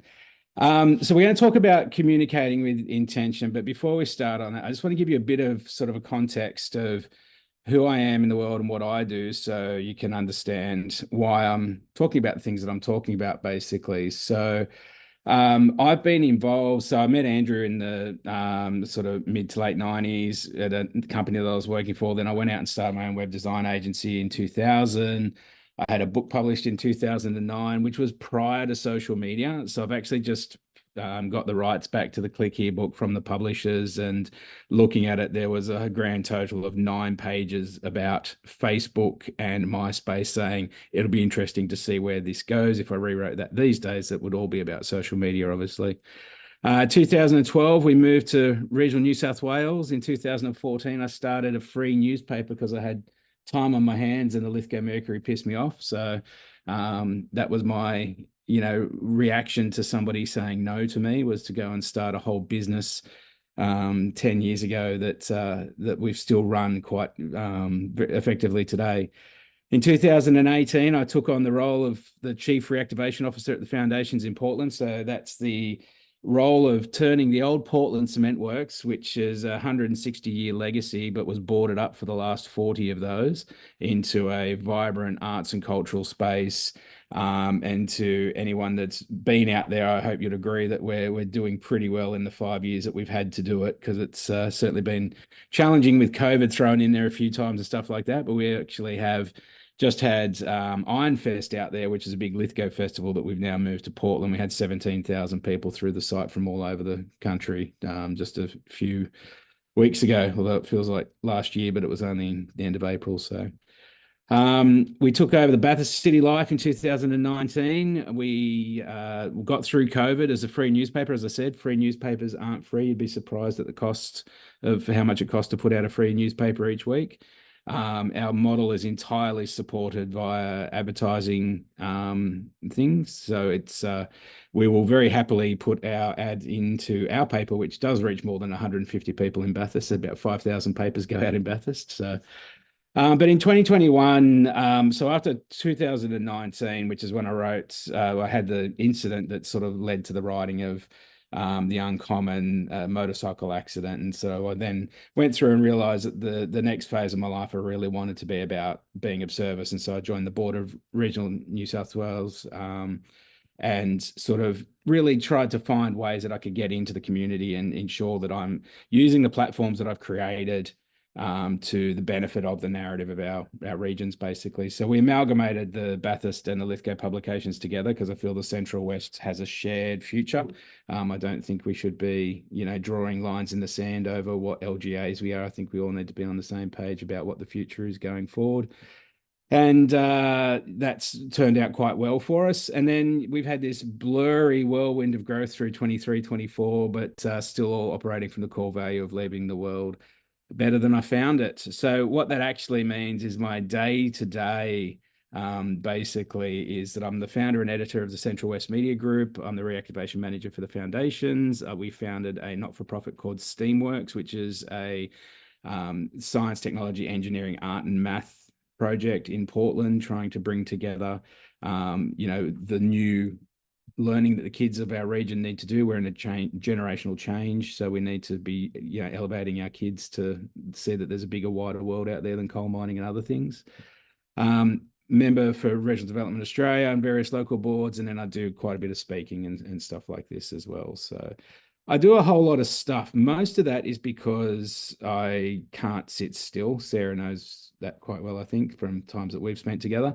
And I am constantly looking at my phone and all that, but that's because I'm actually a pretty nervous and, I speak on stage in front of hundreds and hundreds and hundreds of people, but I'm a complete introvert. I'd be much happier sitting by myself and not talking to anybody. But I've forced myself to become a very good communicator and public speaker because it was the best way for me to share the messages that I wanted to share, basically. So for anyone that's sitting there thinking, oh, well, communications is all great, but I get nervous public speaking, well, that's where I just go back to just tell a story. And if it's in line with your values and it reaches the audience that you want to reach, then, everyone can tell a story. So even Carl Barron can tell a story. You can just go, yeah. So I want to, now that we know who I am and why Andrew asked me to jump on here, I want to talk about what's wrong with communication in 2024.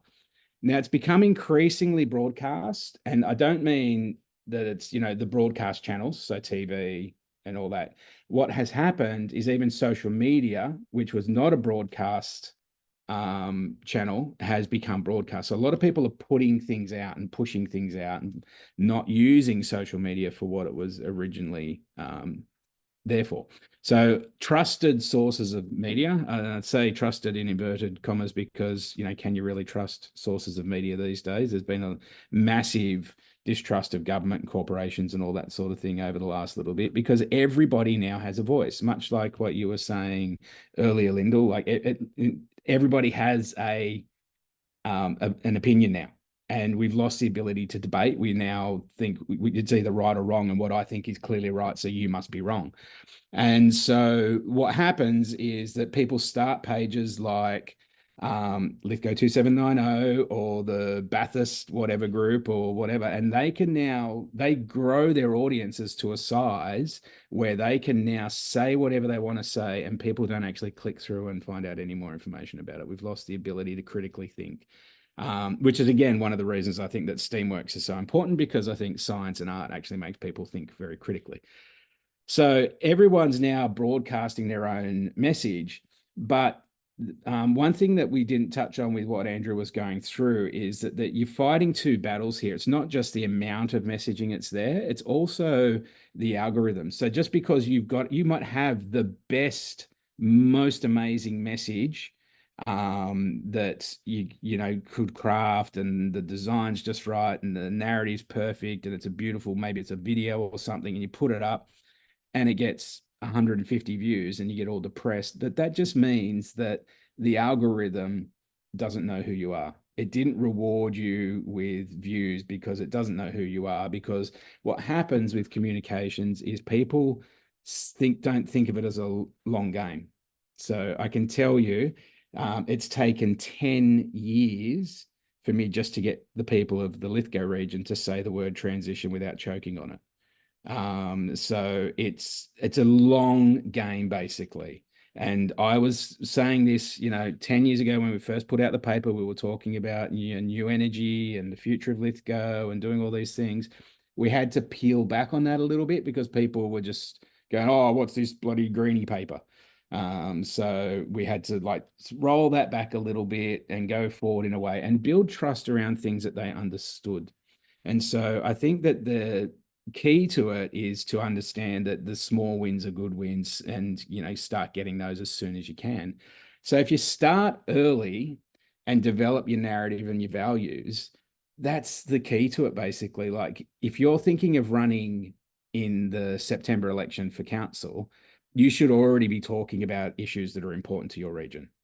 Not necessarily as a candidate for council, but just becoming known as a person that has a particular point of view on things.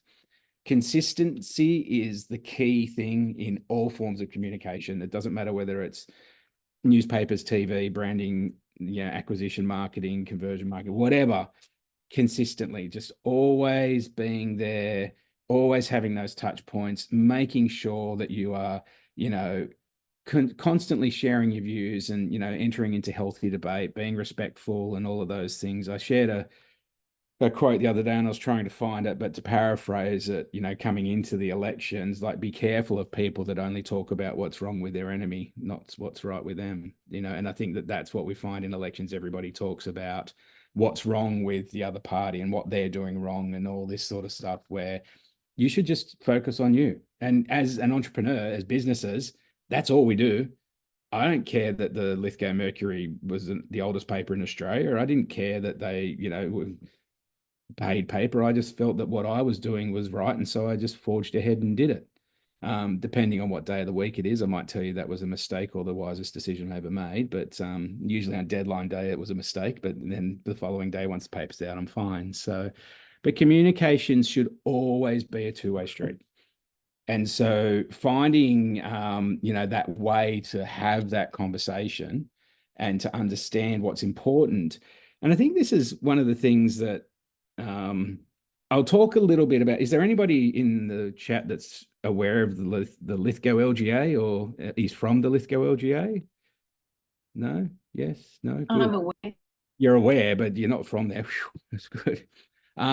We've got an interesting thing at the moment. Nuclear power. A policy announced by an opposition government. It's a policy that is yet to even see the light of day in Parliament to get passed, that would have to overturn state legislation that's from an opposition government that yet has to be elected. And the leader of the opposition may not be the leader that takes them to the next election. There's so many reasons why that is just let's just see what happens there. But everybody is it's dominating conversation, and people are, drawing knives, and friendships are being broken. And it's just hang on a minute, let's look at the situation. But what has happened, the reason that people are so riled up about it is because there was no listening to the community. That's the way to get ahead of the game early. It's really easy. You know, and I've got an 18-minute video that I'm not going to make you watch tonight, but I'm going to send a link to it. And I think everybody should watch it. It's by a guy by the name of Ernesto Ciroli. But I would like to play the first couple of minutes of it in a minute. But the whole thing is about listening to the community and understanding where they're at, and then bringing them along on your journey. And this is something that we've done very, very well at the foundations. So Portland was a town where its major industry was manufacturing cement for a great long time. It was 120 years that the plant was operational. It shut down, and there was a great deal of, you know, mistrust and animosity when the new owners came on, because it had been through a few different owners and no one had ever done anything. When I was appointed to my role, it was my job to make sure that we were completely transparent with the community about what we were doing. We got some early wins. We delivered some benefits to the community. We talked to them. We said, hey, what do you think it should be? Most of their ideas were stupid, but, you know, you had to listen to them. Somebody thought we should build a squash court, and I was like, squash courts are shutting down all around the world. I don't think that's going to be a great use of space. So, you know, like, you got to listen to all of those things, make sure they feel like they're heard, and then come back and show them what you're going to do. And then you just have to do what you say you're going to do, basically. So when we put forward the development control plan for the foundations, which is essentially putting 280 blocks of land into an 86-hectare site, which will almost double the size of Portland. Now, there's a lot of people who go, I don't want any more people in Portland, but we've shown the benefit to them of having more people in Portland by some of the events that we've done and the things that we've been able to create. So they now go, oh, that shouldn't be too bad, to the point where now they're on board. And I'm pretty sure we're going to sell most of those blocks to locals that want to downsize from their farms. So I think that, you know, that's a really good example of how to communicate, listen to the community, communicate clearly and consistently across a long period of time, and then deliver what you said you were going to deliver, even though it might not have been in alignment with what they said they wanted. It is now what they've adopted as their own. And you've got to look at it and go, absolutely, this was your idea. This has got nothing to do with me. It was all your idea, and we couldn't have done it without you.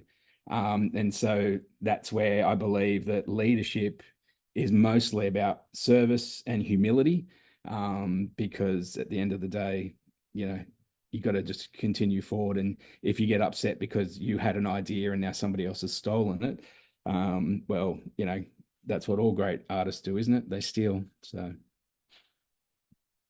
all right. So I'm going to just see if I can make this video play just for a couple of minutes, because I think the story is really valid. So this is how easy it is to find this. If I can actually type, just type in the name of this video and he'll come up. Ernesto Ciroli TED Talk, there it is.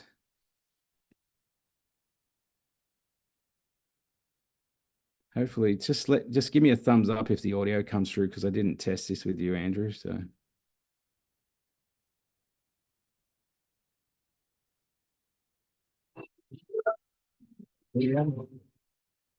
Have you got audio? Everything I do and everything I do professionally, my life has been shaped by 7 years of work as a young man in Africa. From 1971 to 1977, I look young, but I'm not. I worked in Zambia, Kenya, Ivory Coast, Algeria, Somalia, in projects of technical cooperation with African countries. I worked for an Italian NGO. And every single project that we set up in Africa failed. And I was distraught. I thought, age 21, that we Italians were good people and we were doing good work in Africa. Instead, everything we touched, we killed.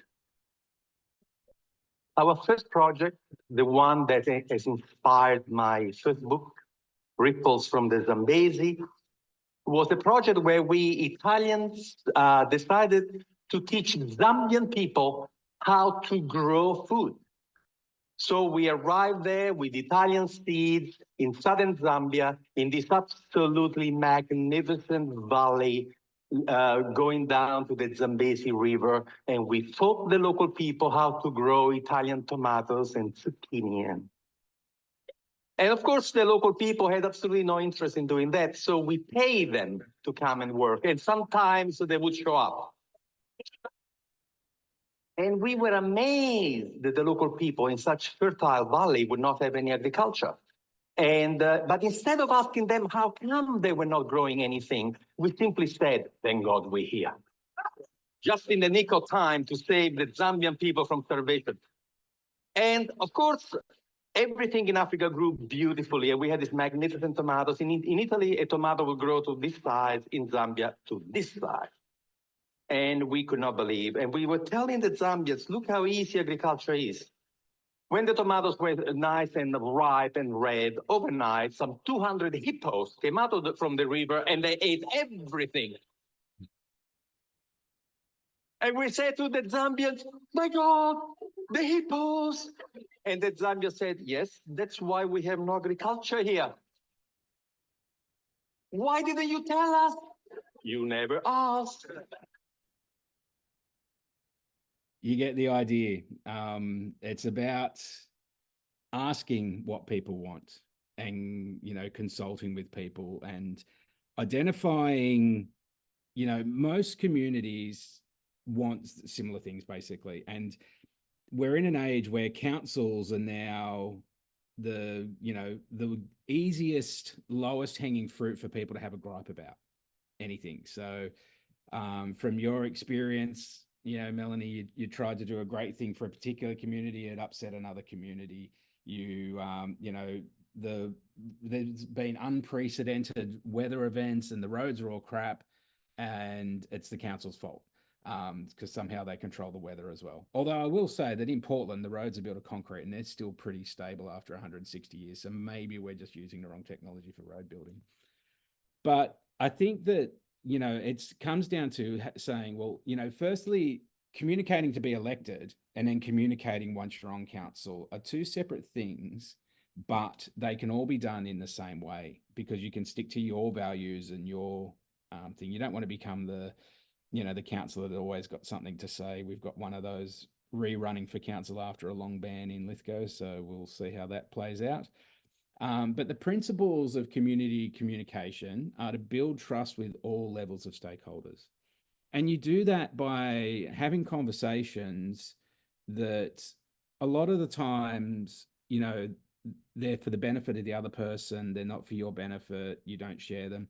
I will, you know, like I've had conversations with people in all levels of government over different things and have then spoken to them and said, look, this is something that we need to get out in the media, but I don't think now is the right time because if we do it now, it's going to put fear into the community. Let's do it in this way. And that's an editorial decision that we make because our goal and our values is to lift the community up, not to continually push them down. And that's how we approach our editorial policy, basically. We're not about breaking stories and telling everybody what's wrong with the council or this, that, and the other, because there's always context. Like we don't know why council's making the decision to not, you know, fix that particular road or whatever it might be. So we can't just hold them to account for that. The other principle of community communication, which is one that I had to learn to actually, I haven't got a poker face. Like people know when I'm bored or don't want to be there or whatever. But you have to take interest in a lot of things that don't interest you. But then you be hyper passionate about the things that do. So when I'm at the Red Cross 100th birthday cake cutting ceremony so I can get a photo, that's probably not something that I would have put on my bucket list of things to do with my life. But I have to do those things because if I don't do those things, I don't get the opportunities to do the things that I am hyper passionate about, which is growing our local community.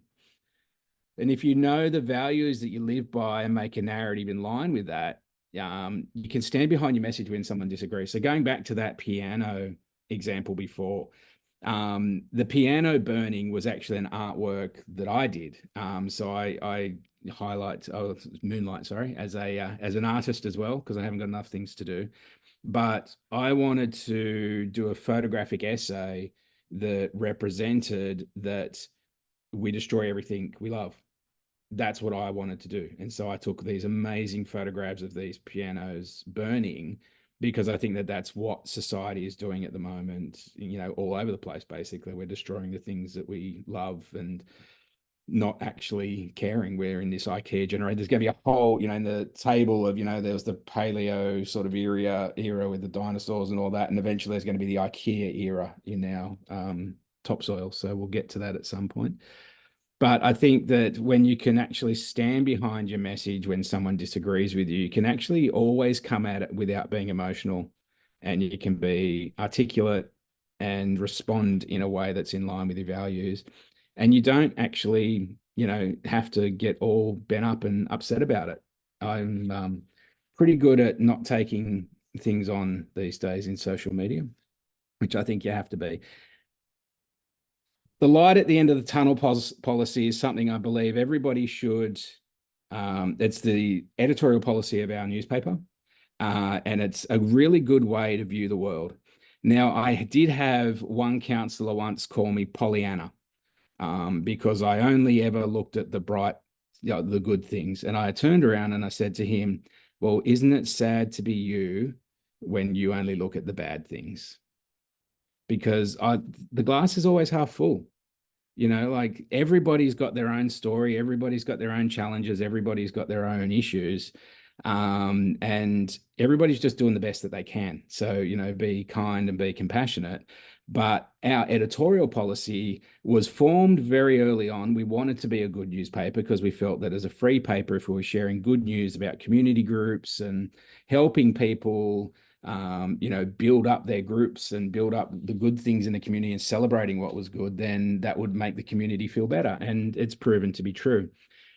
What we do with the light at the end of the tunnel is we say, look, we are focused on good news.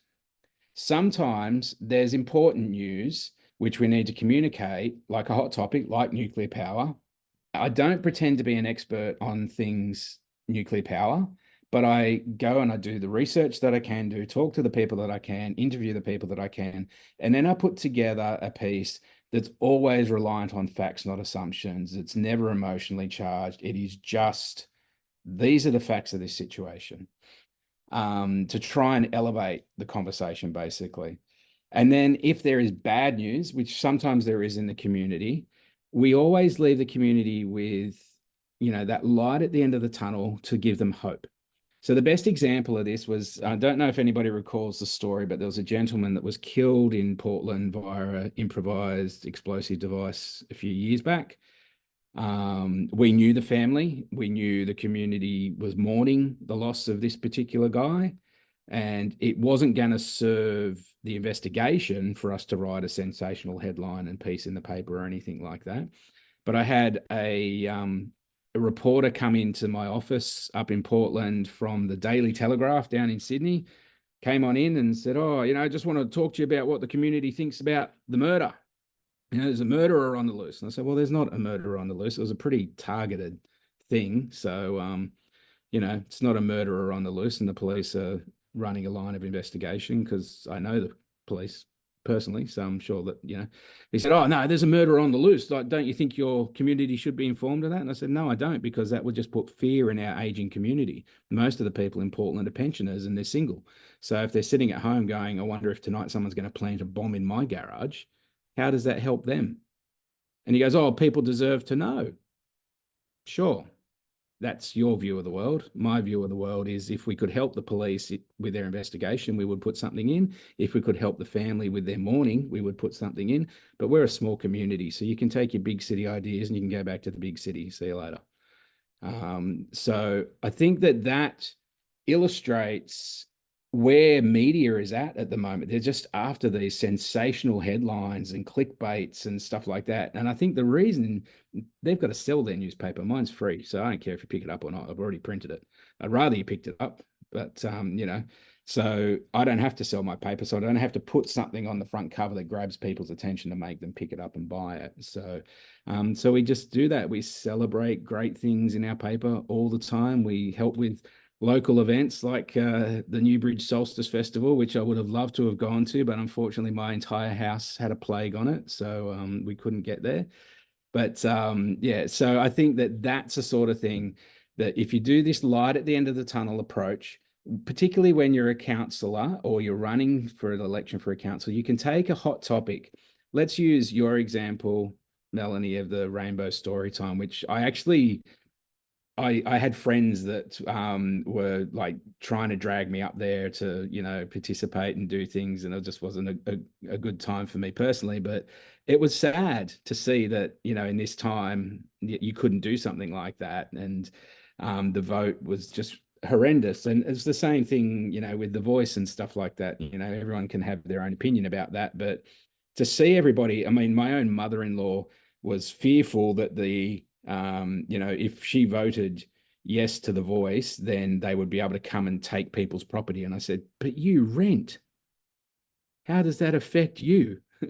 So, you know, and that fear and that sort of, you know, people just believe things that they see on Facebook, unfortunately. But if you use this light at the end of the tunnel, you can articulate why you're doing it, who you're doing it for, and, you know, what the benefits will be. But you also address the cost. And that's one of the most important parts at the light of the end of the tunnel policy that we've actually worked out over the last 10 years. Is you have to address the cost, because in any particular decision making, there's always a cost, whether it's in business or whether it's in government or whatever. Doing one thing costs something else. You know, and there's always, it doesn't matter what you're doing in life, there is always a cost, and you've just got to decide whether the cost is willing to bear. But I think most people at the end of the day, you've got the extreme people on one end and the extreme people on the other end, and all the people in the middle, they just want their power bills to be a bit cheaper, be able to afford their groceries again, and go out to dinner one night a week like they used to. That's all they want. They don't want to get into all these arguments. And so the goal is, how do we reach that big middle ground? Because that's where the most voices are to be heard to jump onto your cause, basically, because they're actually people that are making decisions based on going, actually, you know what? And it's been interesting with our nuclear power example down in Lithgow, in that the community is pretty divided. People for and people against. When I was interviewed the other day, I got a lot of calls to be interviewed, and I only took a couple. One thing I will say about PR and Donald Trump, the conversation I had before, PR is all about strategic. So I turned down the interview with the Lithgow Mercury, the Western Advocate, and the ABC Central West, but I did do the one for the Herald, and I did do the one for ABC National Drive. So, you know, I was strategic about which ones I decided to put my face out on, just in case I want to run for Prime Minister or something at some point. So, but so what my view of that is, in alignment with my value, and my value is to grow the region of Lithgow for the betterment of future generations. The jury's out for me. Until I have all of the information and I understand what it is, then, you know, bring it on. Let's have a look at everything, because my biggest concern is that if Lithgow keeps saying no to opportunities presented to them, eventually they won't have any opportunities presented to them, and they won't have a seat at the table, and they won't be part of the conversation anymore. And so that's my response in line with my values. I don't have to remember what I said last time I was interviewed, because it is so in line with my values. It's almost like a muscle response, basically. And people know that of me. Like, if you ask anybody around our region, what does Rich stand for? Apart from the haters, and if you haven't got the haters, you're not doing it right. It would be, you know, a rising tide lifts all boats. Let's build the whole community up. Let's try and make it a better place to be, to my own detriment some of the time. But, you know, I think that that's an important thing to do, is to be so consistent with your brand and your values and stuff like that. And that starts when we come back to communications and marketing with social media, which I'll touch on in a moment. It comes down to that consistency part. You will have noticed on every single slide here, there's a skull next to my name because that's my brand. That's the Uncommon logo. That's actually my fingerprint turned into a skull. I've got t-shirts with that on. I've got all sorts of stuff on with that skull, but that's my brand. Now, you wouldn't expect that would be a typical brand for somebody that's a consultant or a, you know, all the different things that I do, but it stands out. People go, oh, that's the guy with the skull t-shirt, because I used to be the guy with tattoos. Well, now every speaker's got tattoos. So and short of going back to wearing a suit, I think that the skull's a better way for me to stand out at this point in time. Okay, so some basics to building a long-term plan. How are we going for time there, Andrew? We'll wrap up in about 5 minutes, if that's all right. All right. Get on all the socials, build a long-term plan. If you're not thinking of running this time, but you think you might want to run next time, start now, because that legacy of people being able to go back and research who you are, if you're consistent with your communications over a long period of time, it gives them more to find you. It's search engine optimization. If there's more articles out there with your name attached to them, then they're going to find you easier. So start now, whether you're going to be building for this particular campaign or one in the future. Always get people to sign up to an email list, because if the socials fail you, you don't want to lose your audience. So it's typical marketing 101, like for any business, basically. Like, you know, build your profile, build your audience on social, because that can give you the biggest reach. Kill them down through the funnel, and eventually the ones that come into your email list are your target audience, and then work out how you can sell them the message that you want to sell them. Keep consistent with your messaging, particularly between election cycles. One of the most annoying things I see is, come the federal election, I know 2 or 3 people that will show up on Facebook about, 3 or 4 months out of the election cycle, start sprouting their particular brand of what they're doing. But you don't hear from them in between. Now, if they were really passionate about what the things are that they're running on as a platform, then they would be talking about them constantly, and be showing up everywhere all the time. But you just don't see them or hear from them until they've got something to gain. And then that erodes trust, basically, because it's, what's in it for them.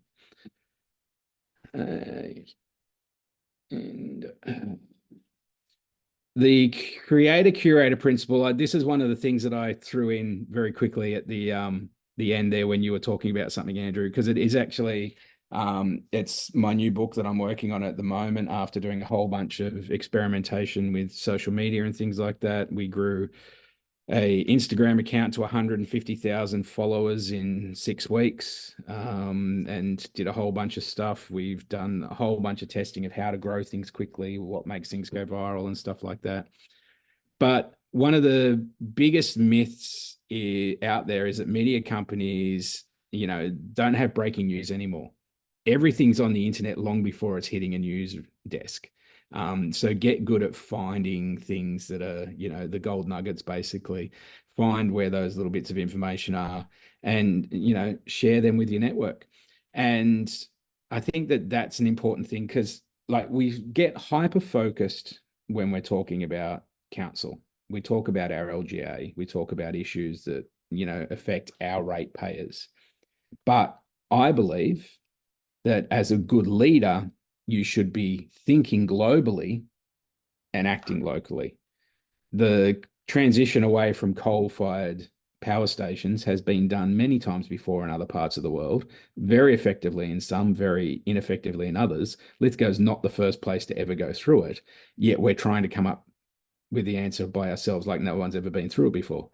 So I think that you can look outside and find great examples of what people have done in different things. If you're environmentally focused, or if you're, whatever your focus is, if it's, sort of business and enterprise, if it's development, if it's social issues for your region, then find the places that are doing it amazingly and share examples back to your community. Because at some point, people will start going, we want some of that.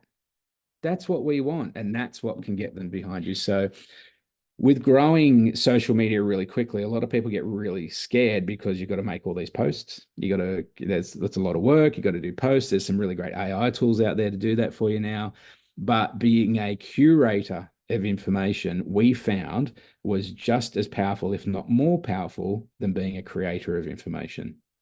So sharing other people's information and putting your own little spin on it and endorsing it, or, you know, sort of identifying with it in your way, that's just as powerful. Now, the reason I say that is because if you're sharing something that's already gone viral, the chances are that the algorithm will see it and pick it up, and yours will get a lot more exposure. If you put your own video up that no one's ever seen before, it's unlikely that, you know, things will go crazy viral, basically, unless you do some stupid dance or whatever. But I think that there's absolute gold in becoming a great curator in a particular sort of area of interest for you. My best tip is to build a platform. It's the best investment you can make. If you're just starting out, just be consistent in your views and have an opinion about the things you care about. I wouldn't suggest starting a Facebook group. There's lots of groups on Facebook now that have been started by different candidates where they're now probably unelecting themselves before the election's even been run, because they get so invested in, you know, trying to control the messaging in the group that people start to pick holes in their campaigns before their campaigns are even begun. So, but just, you know, start a Facebook page with your own branding, your own profile and stuff like that. Branding's important. I'm a branding guy down right, like so crazy. I'll give you a quick, where is my Instagram? So my Instagram, you can see very quickly, if I was to scroll through it, you know, you can see a few things about me straight away. I have a weird fascination with skulls. I have an absolutely incredible wife who I managed to convince I was the right guy years ago and haven't screwed it up just yet. Spend too much time at the QT Hotel in Melbourne, Sydney, and other places. Family is very important to me, and I live in a pretty cool part of the world. Do you want to share that screen, Rich? Is that not sharing? No, we're still on your best tip. Oh, really? How So disappointing. you're going to have to re-scroll that again for us. Oh, well, just believe me. Different screen. Resume share. I don't know what it's doing. New share. There we go. New share, and that one there. There we go. Have you got that now? Coming up. Oh, yeah, there we go. There we go. So very clearly, as I said, weird fascination with skulls, even in bonfires, and old buildings, lots of art, an amazing wife that still likes me for some reason. Family's pretty important to me. I get around a bit, and, you know, I live in clearly a beautiful spot, as most of us that are regional do.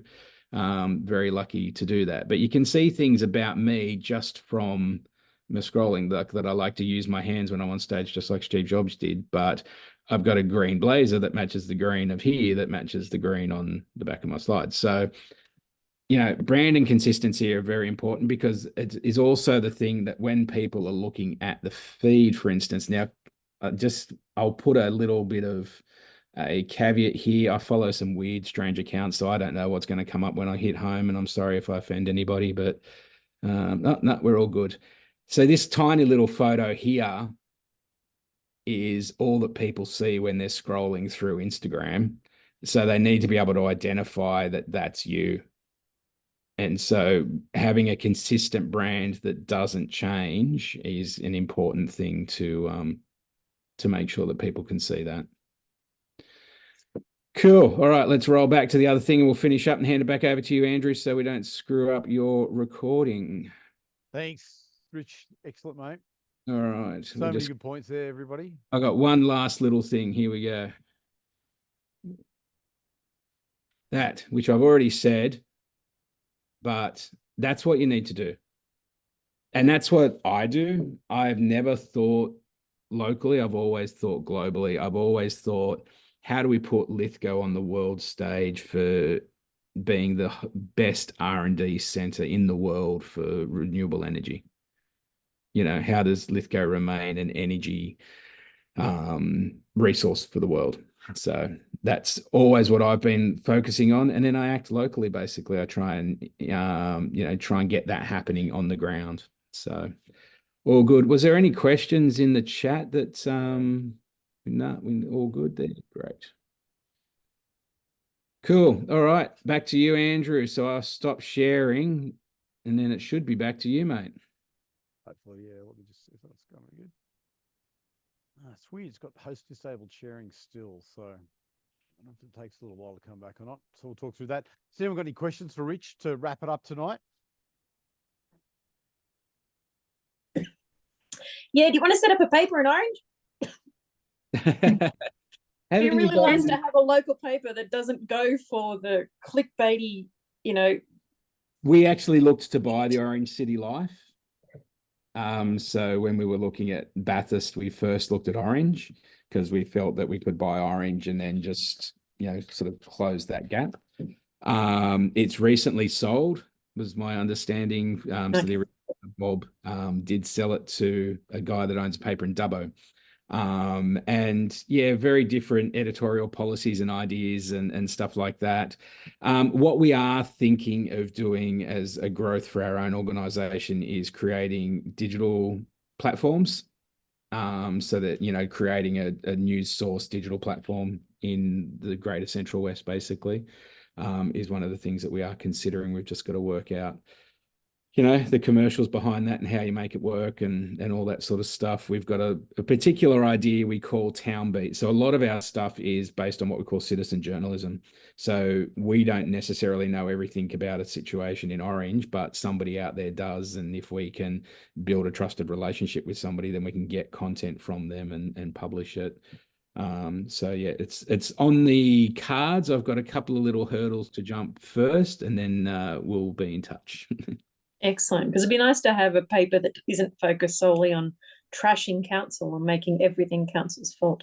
Yeah, I picked it up. Not that we're perfect. We're not perfect, but it'd be really nice. Yeah. I think I picked it up the other day because I was in Orange, and I picked one up and I actually didn't even bring it home. I just sort of picked it up and read it while I was having some lunch, and I was like, wow, that's because normally I collect papers everywhere I go just to see what everyone else is doing. Yep. And it definitely, changed. So anyway, thank you. That was really good. Pleasure. I have a question around the the think globally, act locally, and I'm local council in Blaney. We have a situation where we talk a lot about what other councils are doing and comparing ourselves to other councils and then justifying inaction or that we're better than them just because of something that's going wrong for them, which doesn't really kind of speak to that. So how do you think you would try and drive change or drive a different dialogue around that? Oh. Look, I think that's a really sort of dangerous way to say, oh, at least we're not as bad as them. Mm-hmm. It's like, you can sort of justify that if it's your kids saying, well, I'm not as bad as my brother. Yeah, that's true. But for a council, that's a very dangerous place to be. I think it's really around highlighting the wins, basically, but not looking at them going. And I think when you're doing it such locally, so you're looking at other councils that are in your, sort of area maybe, or other councils in other parts of Australia, which is why we always cast our net out. So when we were doing the research for the foundations, we looked at the Ruhr Valley in Germany, where they did transition from coal, and there's all these great examples of projects that have worked really well and some examples of ones that didn't. And so doing that desktop research, the internet's such a great resource for all that sort of stuff now that you can actually say, if you've got a particular issue, you can say, well, where is getting this right? Don't worry about who's doing it worse than us, because that's not our goal. Our goal is not to be the least worst. Our goal is to be the best. So finding the examples and, sort of putting those forward, as a report or whatever the mechanism you want to use to get that into your council. I think you've got a relatively new GM over there as well, haven't you? Yeah, we do. Yeah, you seem, when I had a conversation with him, seemed very focused on infrastructure and other things, and yeah, so All things box ticking.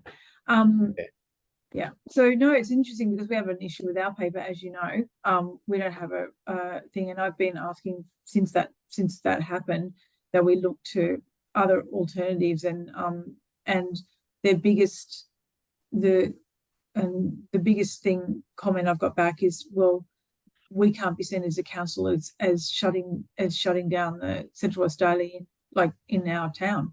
I'm going, well, I think the biggest thing we could do is actually shut it down and get onto something else. But it's just changing the rhetoric around that, and it's hard. Like it's that constant wanting to stay with what they're doing and what they're comfortable doing. And yeah, and I think that part of the challenge with a lot of the regional papers now is that their news desks are actually all in, they're amalgamated in one location, and they don't actually have their finger on the pulse of local issues anymore.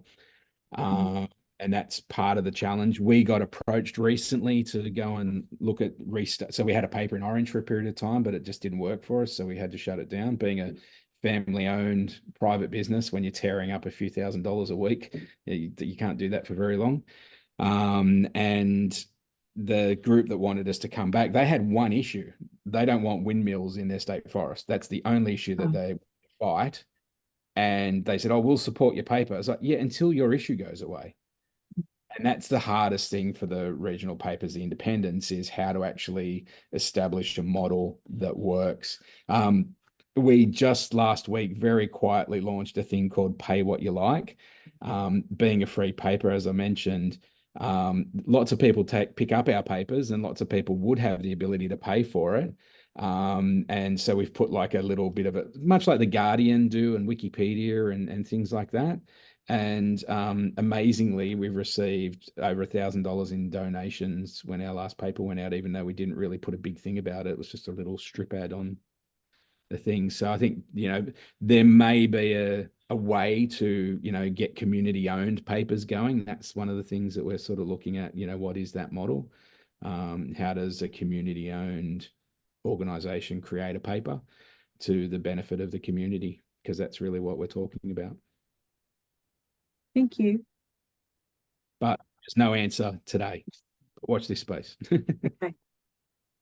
So many good points, Rich. I'm going to wrap it up tonight because we're sneaking away on time a bit. I want to keep everyone alive still. So good, Rich. Thanks for coming along and speaking tonight. So many awesome points. I love the lifting up. I love the values situation, because these are all awesome things which people are leaving by the wayside. And the core of this course was about lifting people up and having more capable councillors, but we're getting a whole bunch of other people that'll just be switched on to one or more two things. The light end of the tunnel is a great model. There's just so much good stuff that we can all benefit from all the guest speakers we've had. So thanks, Michelle's here tonight too. And it's just been a spectacular thing for me. Cheers to everybody who's supported it as well. And I really appreciate the fact that you've done that. And I'm sure you'll be out there selling the leadership ideas in your local area where possible with your local media, and communicating with more intensity and intent than you probably have done before. So I'm just going to wrap the recording up there. Just want to say thanks very much to everybody, and then we can have some more questions if we